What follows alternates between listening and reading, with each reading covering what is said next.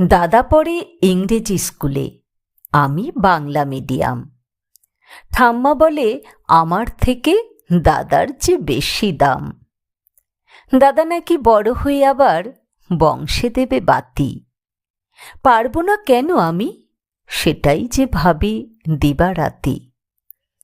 তুলসীতলে প্রদীপ জ্বালাই সাঁঝের বেলা হলে, তখন তো আর বলেনি কেউ পারব না মেয়ে বলে। মাছের মাথা দুধের স্বর শুধু দাদার জন্যে, খিদের জ্বালায় যতই ঘুরি হয়ে আমি হন্যে।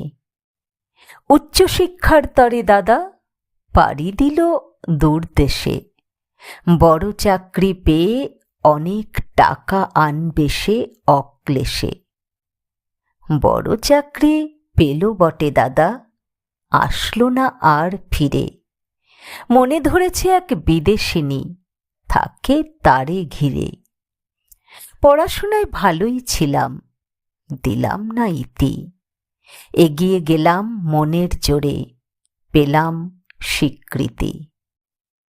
অবসর নিয়েছেন বাবা, আমি ধরেছি হাল। আইবুড়োই থেকে গেলাম আমি চিরটা কাল। এখন যে আমি ঠাম্মার হয়েছি অবলম্বন, নাতির কথা বলতেই কখন ভুলে গেছে মন। সবার চাহিদা মিটিয়েছি, পেয়েছি ভালোবাসা। দাদা নয়, এখন আমি সবার যে আশা ভরসা। বলি আমি ছেলে মেয়ে ভেদাভেদ নয় কক্ষনো। মেয়ে বলেই ফেলনা নয়, এই কথাটাই যেন। কলমে কবি শিলা সোম, কণ্ঠে সুতপা চক্রবর্তী।